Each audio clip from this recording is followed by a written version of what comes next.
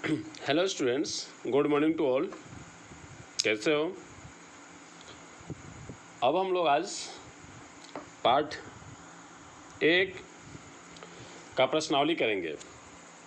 ठीक है, चलो तो पुस्तक निकाल लो, और पुस्तक नहीं है तो वीडियो में ही देखो। प्रश्न संख्या 1 है, लेखक ने ऐसा क्यों कहा है कि कहानी लिखने योग्य प्रतिभा भी मुझ में नहीं है, जबकि यह कहानी श्रेष्ठ कहानियों में से एक है। ध्यानपूर्वक सुनो, उसको नोट भी कर सकते हो। ठीक है। लेखक ने ऐसा इसलिए कहा है कि कहानी लिखने योग्य प्रतिभा भी मुझ में नहीं है, जबकि यह कहानी श्रेष्ठ कहानियों में से एक है। क्योंकि जब कोई भी लेखक पहली बार अपनी रचना करता है तो उसे संदेह बना रहता है कि पता नहीं यह रचना सही होगा या नहीं, अच्छी होगी या नहीं।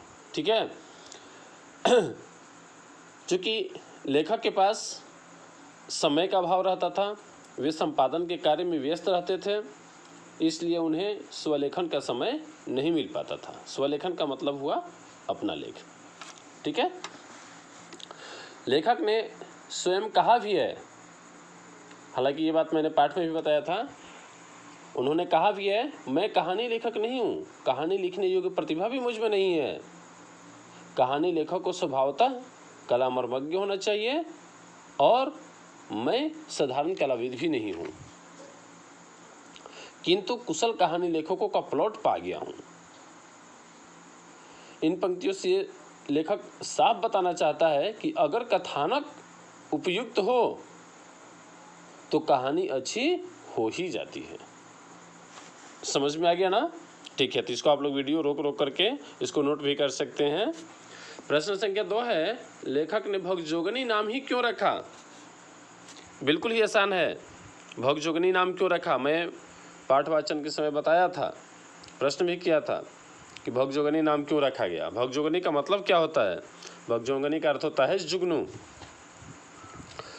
भगजोगनी एक देहाती शब्द है, और यह कहानी भी एक देहातीन लड़की की है, इसलिए लेखक ने क्या रखा है नाम? भगजोगनी।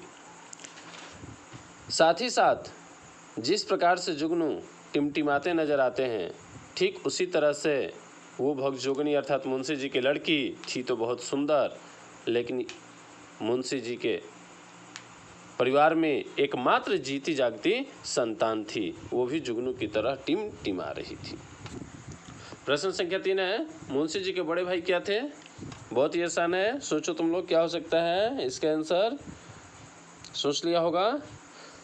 मुंशी जी के बड़े भाई क्या थे? अंग्रेजी जमाने के दरोगा थे। अंग्रेजी जमाने के, ध्यान देना होगा। ठीक है, स्वतंत्रता के बाद के नहीं। प्रश्न संख्या 4 है, दारोगा जी की तरक्की रुकने की क्या वजह थी? याद आया? पाठ के समय मैंने बताया भी था। दारोगा जी की तरक्की रुकने की मुख्य वजह उनकी घोड़ी थी। घोड़ी में एक शब्द जोड़ देना, मोहब्बती घोड़ी। क्योंकि उनकी घोड़ी बहुत तेज थी, और उस घोड़ी को अंग्रेज अधिकारी लेना चाहते थे, खरीदना चाहते थे, लेकिन दारोगा जी बेचना नहीं चाहते थे, इसीलिए उनकी तरक्की रुकी रह गई। ठीक है। दारोगा जी मुस्तैद, ईमानदार, मेहनती, काबिल, दिलेर दारोगा थे, लेकिन फिर भी उनकी मोहब्बती घोड़ी की वजह से उनकी तरक्की रुकी रह गई। प्रश्न संख्या 5 है, मुंशी जी अपने बड़े भाई से कैसे ऋण हुए? इसका जवाब क्या हो सकता है? सोचो तुम लोग भी। मुंशी जी के बड़े भाई दारोगा जी जब तक जीवित थे तब तक तो पैसे खूब आए, और इन्होंने खूब खर्च भी किया। उन पैसों को का संग्रह करने का इन्होंने तरीका या उपाय सोचा भी नहीं। लेकिन जैसे दारोगा जी मर जाते हैं इनके पास पैसे का क्या हो जाता है, घोर अभाव हो जाता है। यहाँ तक कि दारोगा जी का श्राद्ध कर्म करने के लिए भी इनके घर में फूटी कौड़ी नहीं था।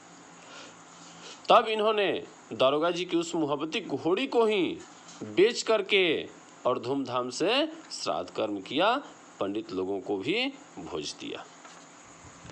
प्रश्न संख्या 6 है, थानेदार की कमाई और फूस का तापना दोनों बराबर है, लेखक ने ऐसा क्यों कहा है? इसका जवाब होगा थानेदार की कमाई और फूस का तापना दोनों बराबर है, लेखक ने ऐसा इसलिए कहा है क्योंकि जिस प्रकार से फूस अर्थात सूखे हुए घास के तिनके में आग बहुत जल्दी पकड़ लेता है, ठीक उसी तरह से थानेदार का कमाई तो आता है बहुत जल्दी, लेकिन बहुत जल्दी क्या हो जाता है, उस घास के आग की तरह ही बुझ जाता है, अर्थात खर्च हो जाता है, खत्म हो जाता है। लेखक इस पंक्ति के माध्यम से ये बताना चाहता है कि गलत तरीके से आया हुआ धन भी टिकाऊ नहीं होता है, वह गलत तरीके से ही चला भी जाता है।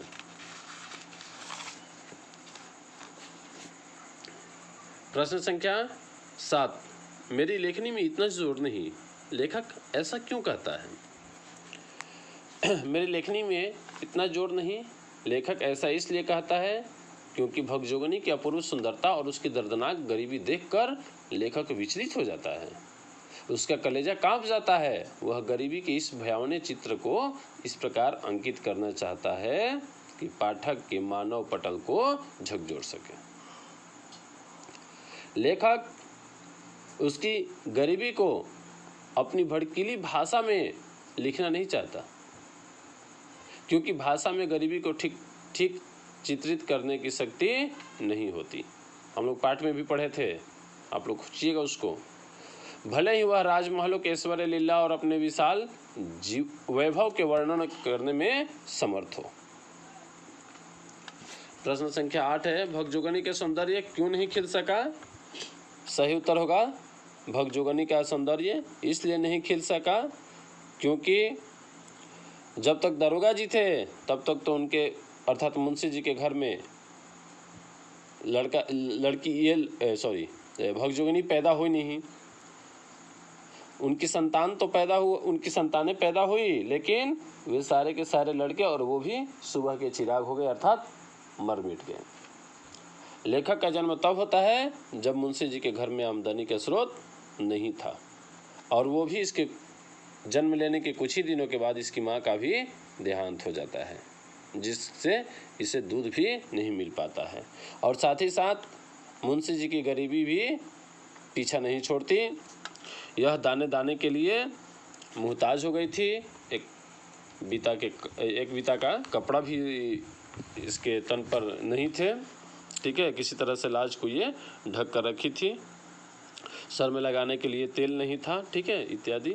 लिखना तुम लोग स्वयं।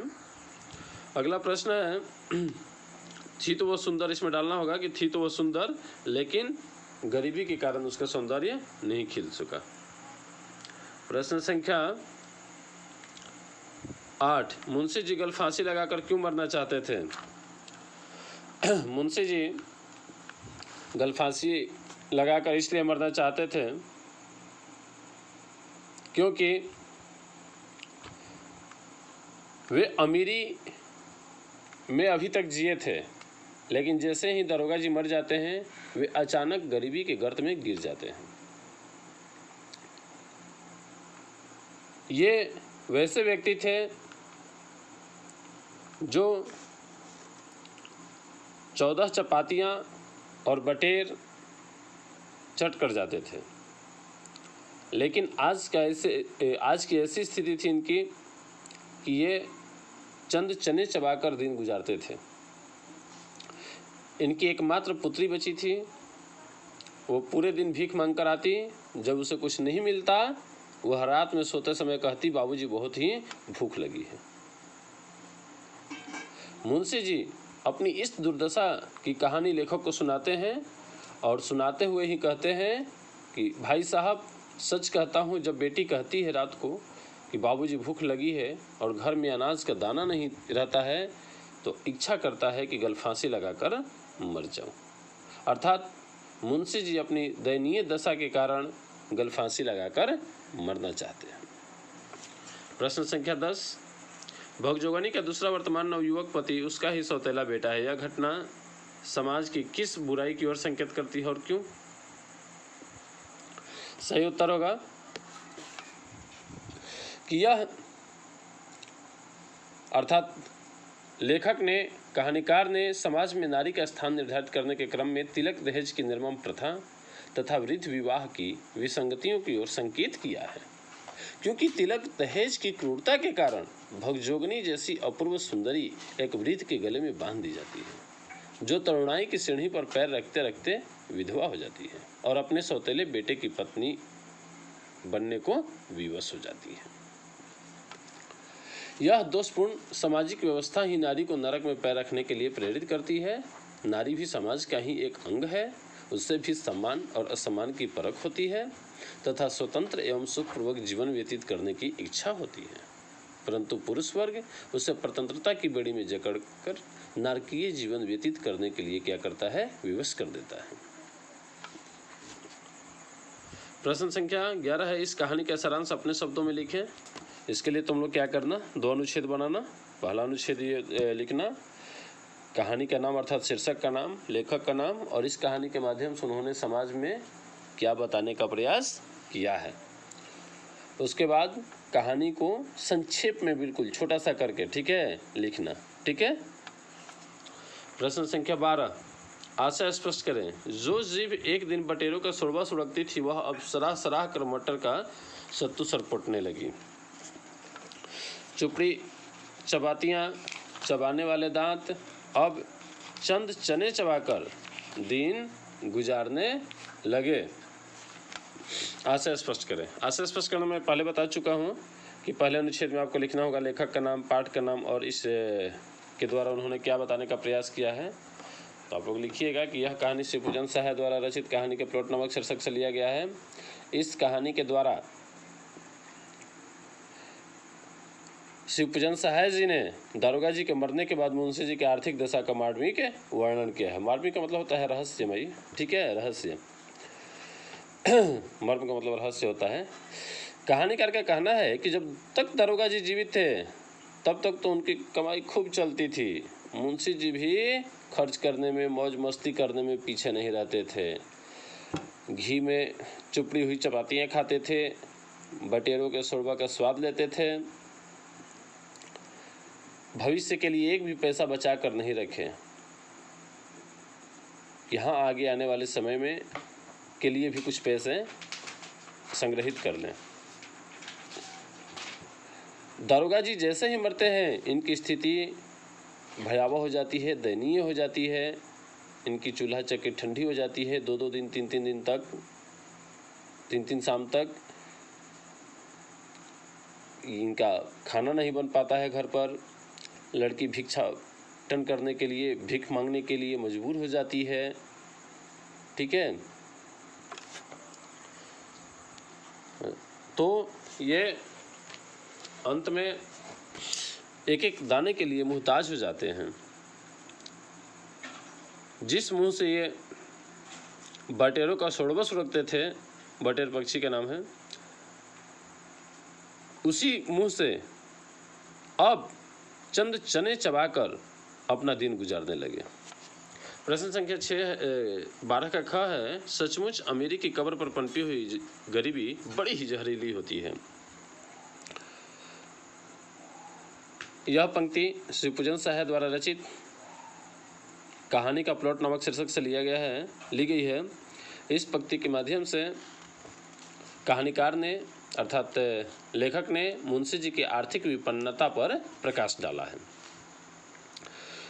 लेखक का कहना है कि अमीरी के बाद अचानक आई गरीबी बड़ी ही जहरीली होती है, क्योंकि वह व्यक्ति जो अमीरी के क्षणों में रह चुका है, अगर अचानक वह गरीबी के गर्त में गिरता है तो उसे वह बर्दाश्त नहीं कर पाता है, सहन नहीं कर पाता है। बड़ा ही कष्टप्रद स्थिति होती है उसकी, जो मुंशी जी का हुआ है। जब तक उनके बड़े भाई दारोगा जी थे तब तक इन्होंने खूब ऐश आराम किया।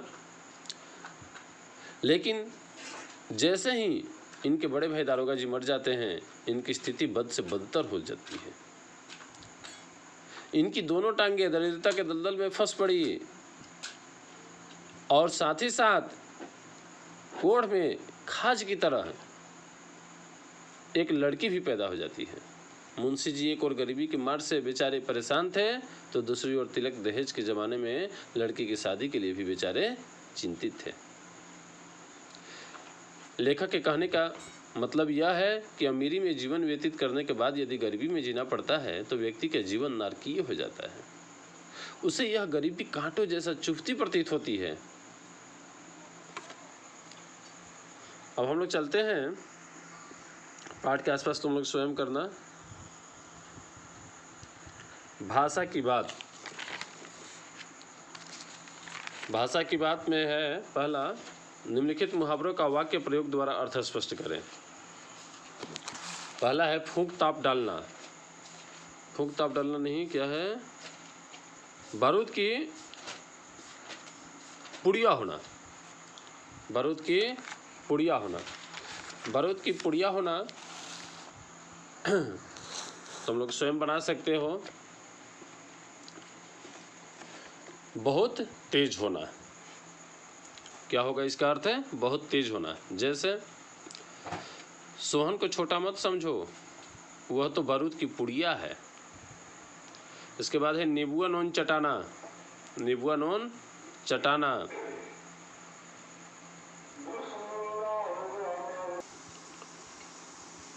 नींबुआ नून चटाना का अर्थ होगा मना करना। घी के दिए जलाना। घी के दिए जलाने का अर्थ होगा खुशी मनाना। वाक्य तुम लोग स्वयं बनाना, ठीक है? सुबह का चिराग होना, मर जाना। पांचों उंगलियां घी में, लाभ ही लाभ या फिर मुनाफा ही मुनाफा। कोढ़ में खाज होना, अत्यंत कष्ट होना या फिर कष्ट में और अत्यधिक कष्ट होना। कलेजा कांपना अर्थात डर जाना। बाट जो होना, प्रतीक्षा करना या फिर इंतजार करना। दांत दिखाना, गरीबी प्रकट करना हो जाएगा। छाती पर पत्थर रखना, चुपचाप कष्ट सहन कर लेना। कलेजा टुकटुक हो जाना, करुणा से भर जाना। करुणा का मतलब होता है एक तरह का रुदन, रोना, ठीक है? प्रश्न संख्या 2 है बुढ़ापे की लाठी और जितने मुंह उतनी बातें। मुहावरों का वाक्य प्रयोग द्वारा अर्थ स्पष्ट करें। जैसे सोहन अपनी बाप का बुढ़ापे की लाठी था। बुढ़ापे की लाठी का शाब्दिक मुहावरे का अर्थ होगा एकमात्र सहारा होना। जितने मुंह उतनी बातें। एक घटना क्या हुआ, गांव में तो जितनी मुंह उतनी बातें हुआ करती है, अर्थात अनेक तरह की बातें, विभिन्न मत। प्रश्न संख्या 3 विलोम रूप लिखें, उल्टा शब्द लिखें। साधारण का असाधारण हो जाएगा या फिर विशेष भी हो जाएगा। अमीरी का गरीबी, कृत्रिम का प्राकृतिक, सुंदर का असुंदर या कुरूप भी हो जाएगा। कर्कश का मधुर, संतोष का असंतोष। प्रवाची शब्द लिखे 3 लिखना। अगर नहीं संभव हो तो कम से कम एक तो जरूर लिखना। घोड़ा का अश्व, चिड़िया, खग या फिर पक्षी। घर, गृह, आलय, साला, साला में ताला जैसा होगा। कुटिया इत्यादि। फूल,